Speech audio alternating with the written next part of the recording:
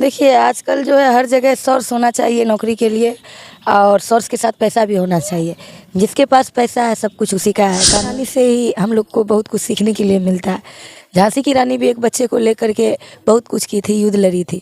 इसीलिए हम ड्राइव करते वक्त हम खुद को झांसी की रानी ही बन जाते हैं। और अपनी बच्ची को लेकर के हम भी, वो घोड़ा दौड़ा रही थी और हम रिक्शा दौड़ाते हैं। हम यही सोचते जब झांसी की रानी एक औरत होकर इतना कर सकती तो हम क्यों नहीं कर सकते। बिल्कुल बिल्कुल। तो मार ले, पीट ले, 2 महीना हॉस्पिटलाइज कर दे, थाना में आवेदन दे देते, कोई एक्शन नहीं लेता है।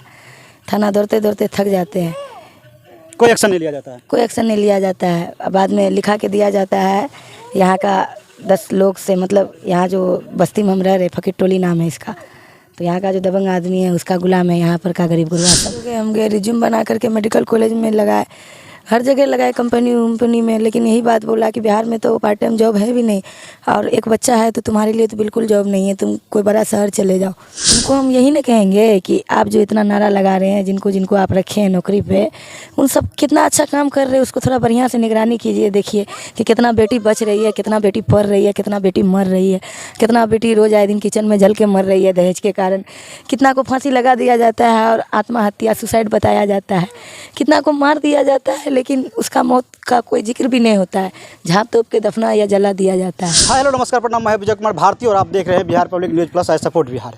अभी हमारी मौजूदगी मधेपुरा जिला में है और आपको बता दें कि आए दिन बिहार में आप तरह तरह का खबर देखते होंगे, लेकिन एक ऐसा खबर सामने आ रही है कि आप जी, ऐसा हम इसलिए कर रहे हैं कि एक कहानी एक रिक्शा वाली की है जो MA पास है और उसका नाम है नगमा। वो रिक्शा चलाती है सिंहेश्वर में और उसी रिक्शा चला करके अपने फैमिली का गुजर बसर करती है। तो आइए हम उनसे जानने की प्रयास करते हैं कि नगमा जी आखिर रिक्शा चलाने पर क्यों मजबूर हो गए हैं। आप देख सकते हैं, पहले तस्वीर में इसका घर देखिए कि किस तरह इनका घर है, गरीबी देखिए इनका। लेकिन यहाँ पर बहुत सारे पत्रकार आए होंगे, लेकिन ग्राउंड जीरो पर रिपोर्टिंग करके नहीं। आप देख सकते हैं इनका घर देखिए। सबसे पहले देखिए कि ये किस गरीबी हालत में जी रही है और ये क्यों ऑटो चलाने के लिए मजबूर हो गई। आखिर ये तो बिहार की बेटी है, ऐसा क्या मजबूरी हुआ कि ये ऑटो चलाने के लिए मजबूर हो गई। तो आइए हम जानते हैं उन्हीं से। तो स्वागत है हमारे न्यूज़ चैनल में आपका। जी धन्यवाद। नगमा जी, ये बताइए कि आप अपने फैमिली का बैकग्राउंड बताइए। आप तुम दिखाइए दिए वीडियो में सारा चीज़ कि किस तरह से आपका गरीबी है, लेकिन आप ऑटो चलाने के लिए क्यों मजबूर हो गए, क्या वजह क्या है। देखिए मेरे पापा इस दुनिया में नहीं, एक्सपायर कर गए। 2 भाई मेरा मानसिक रोगी है, वो देख लीजिए ज़िंदगी मौत से लड़ रहा है। अच्छा। कब मर जाएगा कोई गारंटी नहीं है। घर में बड़ी बेटी हम है, हमारी शादी हुई थी लेकिन गरीबी और दहेज के कारण शादी टूट गई। दहेज के लालच में मेरा पति दूसरा शादी कर लिया, हमको छोड़ दिया। मेरी एक बच्ची है। हम कपड़ा का भी बिजनेस स्टार्ट किए थे कर्जा पंचा लेके, लेकिन मेरा सारा माल चोरी हो गया इसी घर से। देख रहे हैं टूटा फूटा घर है, यहाँ कुछ नहीं रह सकता है, सारा माल तो चोरी। सोच सकते हैं, कहा जाता है कि बिहार में आए दिन दहेज को लेकर के ना जाने कितने घर, कितने बेटियों का जो है सो हत्या कर दिया जाता है। लेकिन कहानी ऐसा है कि दहेज के लिए इनके पति इनको छोड़ देता है। आप सोच सकते हैं, ये नगमा जी है और नगमा जी की कहानी अगर आप सुनेंगे ना तो आप भी रो पड़ेंगे। जहाँ पर सरकार दावे करती है कि दहेज देना और दहेज लेना दोनों अपराध है, दहेज बंदी है, लेकिन आप सोच सकते हैं ये मासूम से क्यूट बेटी को देखिए, इस बच्चे को देखिए, लेकिन इनके पिताजी इनको छोड़ दिए और ये माँ मजबूर हो गई, ये बहन मजबूर हो गई अपने बच्चे को पालने के लिए, अपने घर चलाने के लिए, क्योंकि घर में भी सबसे बड़ी बेटी है और 2 भाई है, वो भी मानसिक रूप से बीमार चल रहे हैं। आखिर इसी मजबूरी के कारण आज ये रिक्शा चला रही है। लेकिन कुछ लोग इस पर कमेंट भी गंदे करते होंगे। हम जानते हैं कि ये सवारी बैठाते होंगे तो जो जेंट्स है वो गंदे कमेंट कर रहे होंगे। क्या नगमा जी? कमेंट तो पास करते ही हैं सर, ऊपर से भाड़ा भी वाजिब नहीं देते हैं। क्या करेंगे, हमको तो अपना बच्चा का पेट भरना है, इसके दूध के लिए हमको का देख ही रहे आप। अगर ये दूध नहीं होगा तो मेरा बच्चा भूख से मुँह लग रहेगा। ये दूध कोई देने वाला नहीं है। बहुत रात ऐसा गुजरा है, बहुत दिन जो मेरा बच्चा भूखा सोया है और हमको नेपल में पानी भर के पिलाना पड़ा है दूध के बजाय। लेकिन पानी तो जागे में पीती नहीं थी, जब सो जाती थी तो नींद में पानी डाल के मुँह में लगा देते थे, क्योंकि स्वाद बच्चा को पता लग जाता है ना। कितने दिन पहले आपका शादी हुआ था? 2021 में ये सब मैटर हुआ, 2023 चल रहा है। 2023 में दूसरा शादी कर लिया। हाँ, सोच सकते हैं कितनी दुख की बात है कि जब शादी करते हैं इंसान तो कुछ उम्मीद रहते हैं हर किसी का, लेकिन उसके उम्मीद पर, इनके उम्मीद पर आज पानी फिर गया क्योंकि इनके पति दूसरा शादी कर लिए, वो दहेज के लोभ में।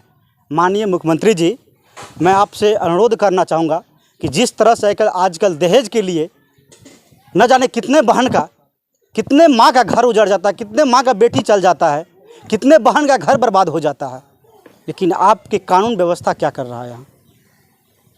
क्योंकि सवाल आप ही पे खड़ा होता है जब आप कहते हैं कि दहेज लेना और देना पाप है, तो लेकिन आज इस एक बेटी के साथ ऐसा क्यों? एक बेटी रिक्शा चलाने के लिए मजबूर क्यों हो गए?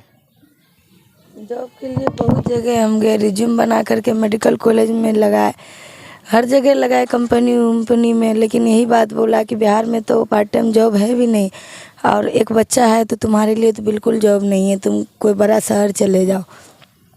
सही बात बोली कि बिहार में अगर कोई कंपनियां होती, कोई फैक्ट्री होती तो ये अपना जॉब कर लेती, क्योंकि एमए की हुई है। अब सोच सकते हैं एमए करके रिक्शा चलाने के लिए मजबूर हो गई एक बेटी।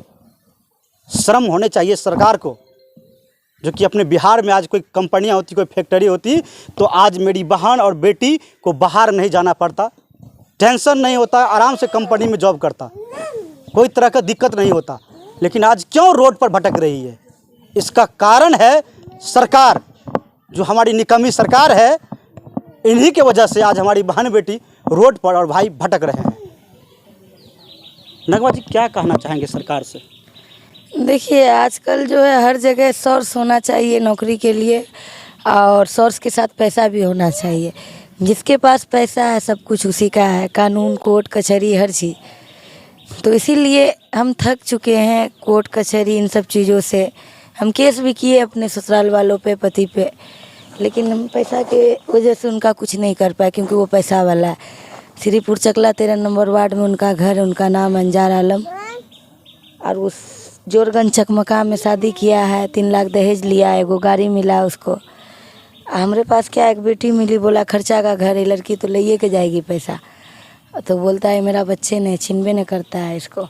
आप सोच सकते हैं, जहाँ पर सरकार कहती है कि बेटी पढ़ाओ बेटी बचाओ, लेकिन जब एक बेटी पैदा हुआ तो बोला कि ये खर्चा का घर है, इनके हस्बैंड बोले, और 3 लाख दहेज ले करके दूसरा शादी कर लिए। लेकिन इनके आवेदन देने के बाद भी यहाँ के प्रशासन कोई कार्रवाई नहीं की। यही है बिहार की कानून व्यवस्था। धिक्कार है ऐसे कानून व्यवस्था पर कि एक लाचार बेटी का दर्द, यहाँ का जो थाना प्रभारी है, प्रशासन है बिहार की, और सुशासन की सरकार अपने आप को कहते हैं, धिक्कार है ऐसे सरकार पर कि आज एक बेटी बेबस हो गई रिक्शा चलाने के लिए। यहाँ कोई हमको मार ले, पीट ले, 2 महीना हॉस्पिटलाइज कर दे, थाना में आवेदन दे देते, कोई एक्शन नहीं लेता है। थाना दौड़ते दौड़ते थक जाते हैं, कोई एक्शन नहीं लिया जाता है। कोई एक्शन नहीं लिया जाता है। बाद में लिखा के दिया जाता है यहाँ का 10 लोग से, मतलब यहाँ जो बस्ती में हम रह रहे, फकीर टोली नाम है इसका, तो यहाँ का जो दबंग आदमी है उसका गुलाम है यहाँ पर का गरीब गुरबा सब। एक बात बताइए, आप क्या कहना चाहेंगे उन लोगों को कि आजकल अधिकांश दहेज के चलते बेटी को जला दिया जाता है, मार दिया जाता है, छोड़ दिया जाता है? क्या कहना चाहेंगे सरकार को? हम सरकार को क्या कहना चाहेंगे? सरकार को यही नहीं कहेंगे कि सर अपने स्तर से आकर के बिहार का मुआयना कीजिए। जहाँ सरकार कहती है कि बेटी बचाओ बेटी पढ़ाओ, क्या लग रहा है ऐसा? अच्छा, एक बात बताइए नगमा जी, आपके जो जनप्रतिनिधि होंगे, मुखिया जी होंगे आपके गांव के, आपके साथ दिया या नहीं दिया? आप हम खुद मुखिया से इलेक्शन लड़ चुके हैं सर। अच्छा, मुखिया से भी लड़ चुके हैं, तो आप समझ सकते हैं मेरा साथ कौन देगा। और इलेक्शन अगर किसी से दुश्मनी लेना है, पूरे गांव में दुश्मनी पैदा करना है, तो इलेक्शन में आप खड़े हो जाइए, 99% लोग आपके अगेंस्ट खड़े हो जाएंगे। बिल्कुल सही बात बोल रही है कि अगर आपको किसी से दुश्मनी लेना है तो आप पंचायत चुनाव लड़ लीजिए, इलेक्शन लड़ लीजिए। और ये हमारे बिहार के लिए स्वाभाविक है कि सही बात बोली कि मुखिया